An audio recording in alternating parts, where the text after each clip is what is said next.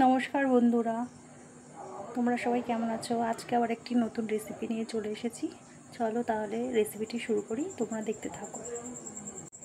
কড়াই আমি এখানে বসিয়ে দিয়েছি, এবার একটুখানি ঘি নিয়ে নিচ্ছি। এখানে নিয়েছি পেঁয়াজ কুচি, রসুন কুচি আর লঙ্কা কুচি। কড়াইয়ের মধ্যে এবার এগুলো সব দিয়ে দিচ্ছি।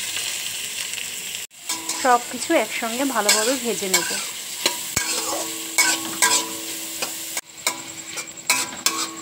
এখানে আমি নিয়েছি টক দই। এবার টক দইটাকে হ্যান্ড উইক্স দিয়ে ভালো করে মিশিয়ে নেব। এই দেখো, হ্যান্ড উইক্স দিয়ে ভালো করে দইটাকে ফেটিয়ে নিয়েছি। পেঁয়াজ ভাজা হয়ে গেছে, এবার এর মধ্যে দিচ্ছি লঙ্কা গুঁড়ো, অল্প একটু চিনি দিচ্ছি।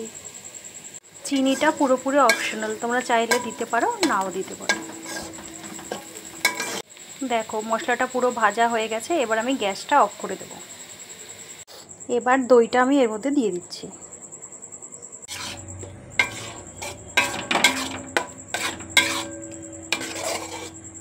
গ্যাস আবার আমি ধরিয়ে নিয়েছি, এবার স্বাদ অনুযায়ী লবণ দিয়ে দিচ্ছি। সবার লাস্টে দিচ্ছি একটু ধনেপাতা কুচি। ব্যাস হয়ে গেছে, এবার আমি নামিয়ে নেব।